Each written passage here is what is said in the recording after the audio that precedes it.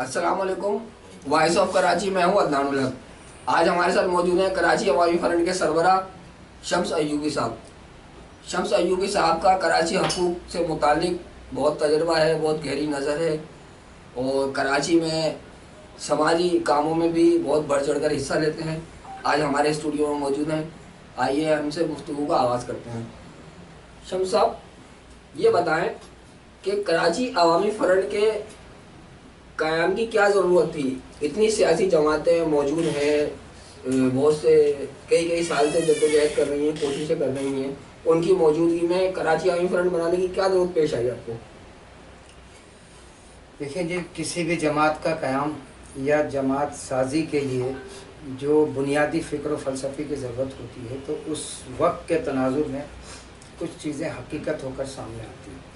اس کراچی عوامی فرنٹ کے قیام کی ٹھوس وجوہات اس لیے بھی کم از کم پچھلے الیکشن کے بعد سے ایک نمایاں تقاضے کی صورت میں سامنے اس لیے بھی آ گئی کہ آج سے 1980 کی دہائی میں کراچی اور سندھ شہری آبادی کے عوام کے بالخصوص مقامی عوام کے حقوق کی علمبردار بن کر ایک تنظیم اٹھی تھی جسے آج ہم ماضی میں ہم مہاجر قومی موومنٹ, پھر ہم متحدہ قومی موومنٹ, پھر اس کے 3-4 دھڑے لندن اور پاکستان کے نام سے آج بھی شہری سندھ اور کراچی کے عوام میں وہ معروف ہے.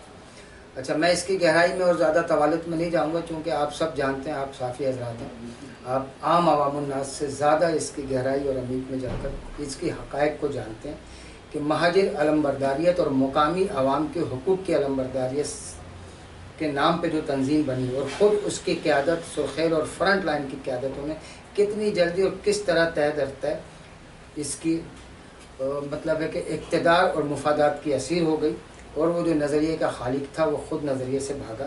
ایون کہ پہلی دنیا کی یہ تحریک ہے جو دعویٰ اپنے مزاحمتی تحریک ہونے کا کرتی ہے, لیکن اس کے سیاسی عوامل اور سیاسی جو ضرورت بن کر آئی وہ نظریہ قومیت کے بجائے نظریہ ضرورت بنتی چلی اور بالآخر آج یہ اپنے مقامی عوام کی ایک بھرپور مینڈیٹ یا زیادہ مینڈیٹ سے محروم ہو گئی. رہ گئی کہ سیاسی کراچی کی فضا میں یہ موجود ہیں, تو میں ان کے حوالے سے زیادہ بات اس لیے کر رہا ہوں کہ باقی کراچی میں جو نام نہاد قومی مذہبی یا وفاقی تنظیمیں ہیں ان کا رویہ, ان کی قیادت کی سوچ و فکر آپ سب سے پوشیدہ نہیں. اگر وہ کراچی کو اور کراچی والوں کو پاکستان کے دیگر شہریوں کے برابر حقوق دیتے یا شہریوں کے کو تسلیم کرتے شہری حقوق کو, تو شاید MKM جیسی فضائی تنظیم کا وجود 1980 سے لے کے آج تک کراچی کے بیچارے مظلوموں کو مسلط نہیں ہوتا. یہ نعرے ضرور وفاق کی لگاتے ہیں, بانیان پاکستان کی لگاتے ہیں, بالخصوص آپ ابھی 2-3 سال قبل جو سابقہ الیکشن تھا اس میں PTI کا کردار دیکھیں. نہیں, مقصد آپ نے جو کراچی عوامی فرنٹ بنائی ہے, میرا جواب آپ نے دیا نہیں کہ بنائی کیوں ہے. اسی طرف تھوڑی تمہید میں چلا گیا تھا, بیک گراؤنڈ میں چلا گیا تھا, پس منظر میں چلا گیا تھا. اب PTI کے بعد یعنی PTI کی دوہرا معیار یا ڈپلومیسی کے بعد جو صورتحال مقامی کراچی کی آئی ہے اس میں کراچی میں ایک متبادل تنظیم کی جو بالخصوص کراچی اور شہری سندھ کے مقامی عوام کے حقوق کی علمبرداری کرے, اس کی ناگزیر ضرورت اور فضا بن گئی تھی. اس لیے ہم نے کراچی عوامی فرنٹ کے نام سے ہمارے دعوے کی حد تک ایک غیر لسانی تنظیم اور کراچی کے پسے ہوئے محروم اور مظلوم طبقات بالخصوص مقامی عوام کی سیاسی, آئینی, انسانی حقوق کے حصول کے لیے کراچی عوامی فرنٹ کا قیام عمل میں لے کر. اچھا, کراچی سے دارالخلافہ کی منتقلی کیا تماشا تھا؟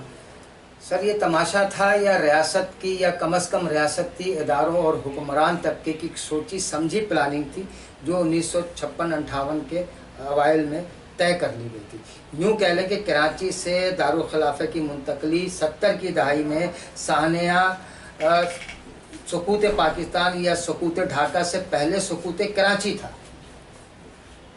جس کا ادراک کراچی کے لوگ نہیں کر سکے. یہ پاکستان کی جرنیلی مقتدرہ, عسکری اسٹیبلشمنٹ اور سندھ کی ماضی کے ایک نام نہاد سوشلسٹ تنظیم کے علمبردار فخر ایشیا اور ایوبی آمریت کی ملی بھگت تھی کہ بانیان پاکستان اور قائد اعظم محمد علی جناح رحمۃ اللہ علیہ کا بنایا ہوا دارالخلافہ کو قائد اعظم کے کھوٹے سکے اور مفت میں ملی آزادی اور مفت میں ملے پاکستانیت کے علمبرداروں نے اٹھا کے یہاں سے جبری طور پہ منتقل کیا. اچھا, یہ بتائیں یہ مہاجر کیا ہے؟ सर महाजिर जो कुछ भी है, पाकिस्तान के कयाम को आज 73-74 साल होने को आ रहे हैं। हिंदुस्तान से जो लोग हिजरत करके आए थे तो उनको भी 73-74 साल हो गए हिजरत किए हुए, मगर आज तक महाजिर महाजिर महाजिर जो ना ये सुनने में आता है। क्या है ये? अदनानुल हक साहब, आप साफ़ी हज़रात हैं। आप फिर दोहराऊंगा अपने अल्फाज को कि आप एक तरफ ज़मीनी हकीकत देखते हैं, दूसरी तरफ रियासत का जो बयानिया होता है। रियासत पाकिस्तान जो 40 अगस्त 1947 को बनने के बाद इसका बयानिया अलग है, और पाकिस्तान बनाने वाली जमात का जो बयानिया था वो बहरहाल मजहबी था। और चूँकि महाजिर मजहबी पस मंज़र में आया यहाँ 47 के बाद शुरू के, मतलब 47 की दहाई के बाद 50 की दहाई में जो बानियाने पाकिस्तान थे, हिजरत करके जो लोग आए, तो ज़ाहिर वो सोचो फ़िक्र तो हिजरत के अमल से रहती है, ठीक है। और महाजिर लफ्ज़ का गहरा हो जाना, इसका सियासत और रियासती अवामिल या फ़िज़ा पे छा जाना, बेशक हम ज़मीनी हकीकत के बरखिलाफ़ इसको समझते हैं, लेकिन पाकिस्तानी जो रियासती बयानिया वो हकीकत ये कि अक़वाम की ज़मीन है, ये कबाइल और कौमों की सरज़मीन है, ठीक है। ये नज़रिया पाकिस्तान, ये दो कौमी नज़रिया जो था, उसको हमारी तहकीक तो ये बताती कि वो एक जज्बाती और लाशऊरी मजहबी जज्बाती नारा था।